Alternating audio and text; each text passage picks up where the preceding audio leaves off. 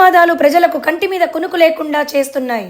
కార్యాలయాలు, విద్యాలయాలు అనే సంబంధం లేకుండా క్రమం తప్పకుండా ఎక్కడో ఒక చోట భారీ అగ్ని ప్రమాదాలు జరుగుతూనే ఉన్నాయి. తాజాగా విజయనగరం జిల్లా కొత్తవలస మండలం తుమ్మికాపల్లి కస్తూరిబా గాంధీ బాలికా విద్యాలయంలో అగ్ని ప్రమాదం జరిగింది. Inter second year store room లో ఈ ఘటన చోటు చేసుకుంది.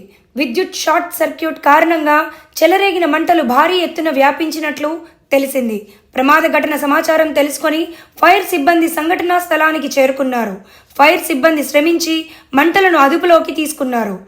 ఈ ఘటనలో అదృష్టవశాత్తు ఎవరికీ ఎటువంటి ప్రాణ నష్టం జరగలేదని అగ్నిమాపక సిబ్బంది అధికారులకు, పాఠశాల సిబ్బందికి తెలిపారు. ఈ ప్రమాదంలో మంటల్లో సుమారు 250 పరుపులు దగ్ధమైనట్లు తెలుస్తోంది.